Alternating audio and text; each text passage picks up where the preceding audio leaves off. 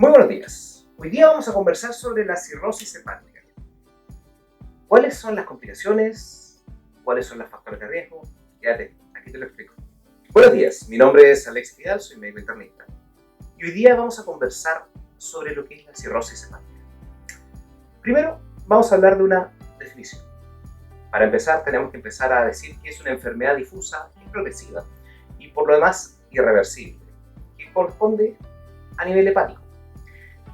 Se caracteriza principalmente por la formación de nódulos, de regeneración, inflamación, necrosis y posteriormente ya la fibrosis. Ahora, si uno ve las causas propiamente tal, las etiologías, hay que dividirlas por sistemas. En Chile lo más frecuente es la causa alcohólica. Sin embargo, no podemos dejar de mencionar en el fondo que podemos dividirlo de causas autoinmunes, infecciosas, farmacológicas, incluso de causas cardíacas también. Por otro lado, en el fondo, hay que mencionar siempre las que causan un daño hepático crónico secundario a NASH, una hepatitis no alcohólica, por ejemplo. Y por último, lo que son las idiopáticas. Si nos podemos dividir en el fondo también las causas infiltrativas, podemos también ver una hemocromatosis, un Wilson, entre otros. Dentro de las causas, en el fondo, infecciosas, tenemos la virohepatitis B, virohepatitis C. Posteriormente, en el fondo, a nivel autoinmune, tenemos por ejemplo lo que es la hepatitis autoinmune, dentro de las causas propiamente tales. Entonces, si nos damos cuenta, el daño hepático no es solamente por alcohol. Tenemos muchas causas que pueden generarnos un daño al hígado. Lamentablemente en nuestro país lo más frecuente es el alcohol, pero no es la única causa. Por eso es importante siempre hacer un mínimo descarte de las otras patologías, a pesar de que hay un conflicto con el alcohol existente.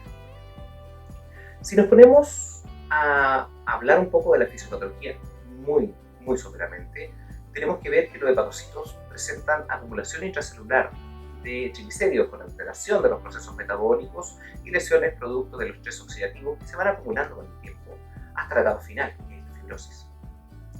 El diagnóstico, muchas veces en etapas compensadas, vamos a darnos cuenta de que es totalmente asintomático. Sin embargo, el diagnóstico propiamente tal, cuando es sintomático, cuando el paciente llega a consultar por la misma cirrosis hepática, significa que ya está descompensado. Significa que vamos a tener en el fondo un compromiso del estado general, de forma general, una baja de peso, dolor abdominal, náuseas, vómitos, podría tener febrícula suficiente. Y ya nos vamos después con signos más de lleno con lo que es la insuficiencia hepática. Estamos hablando, por ejemplo, de ictericia, encefalopatía, coagulopatía, presencia de ascitis, hipolipominemia y obviamente disminución de las defensas del organismo secundario a la hipoproteinemia. Posteriormente, en el fondo, vamos a tener consecuencias respecto a lo que es la hipertensión portal que podemos tener también en estos pacientes con cirrosis hepática. Y eso, bueno, vamos a tener varices gastroesofágicas, por ejemplo, ascitis, esplenomegalia. Y lo que es a nivel de examen físico, vamos a conversar sobre lo que es una hepatomegalia, un hígado un poco más duro, más pétreo, un hígado de tamaño disminuido en etapas un poco más avanzadas, la consistencia va a estar aumentada, como le iba conversando, con un borde cortante o incluso un borde más nodular. Hay que entender que también podríamos tener unos signos de circulación colateral, un poco de ictericia, disminución del vello más aginecoide, ginecomastia, y todo esto secundario a los trastornos mismos de la insuficiencia hepática. Por eso que la cirrosis sola no viene. Siempre son las complicaciones lo que hay que ir tratando. Por ejemplo, lo que es la ascitis. Y si se complica y se infecta esa ascitis, es el líquido peritoneal que se acumula secundario al mismo daño hepático. Vamos a tener en el fondo peritonitis bacteriana espontánea, por ejemplo. Cuadros graves pudiesen llegar a la muerte del paciente. Por otro lado, no hay que olvidar que una de las consecuencias más complejas que lleva a consultar a muchos pacientes es la encefalopatía hepática de distintos grados, desde una simple obnubilación hasta el coma.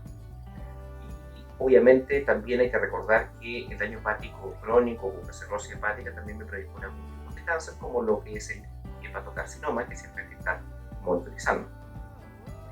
Si nos vamos desde el punto de vista de laboratorio, vamos a tener en el fondo Un perfil hepático que va a estar alterado con transaminasas elevadas.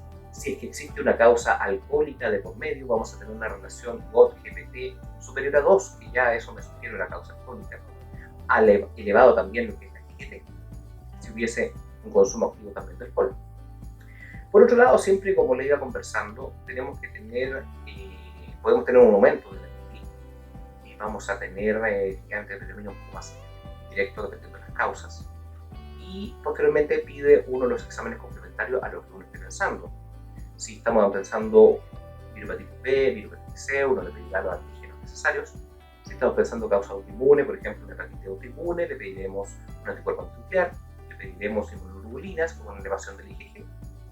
O podemos también tener causas más específicas de la misma hepatitis autoinmune, como el anti-LKN1, entre otras cosas. Esto sin contar todas las otras causas. Y tampoco hay que olvidar las causas farmacológicas, que no son menores. El uso más frecuente es el paracetamol. Pero no paracetamol a dosis que uno podría llegar a ocupar, que son hasta 4 gramos día, sino dosis tóxicas. Entonces es importante en el fondo que todo fármaco es bueno en su debida dosis. Por eso es importante no automedicarse. Si nos vemos en el fondo respecto al tratamiento de la cirrosis hepática, siendo purista, lo único que soluciona una cirrosis hepática es el trasplante.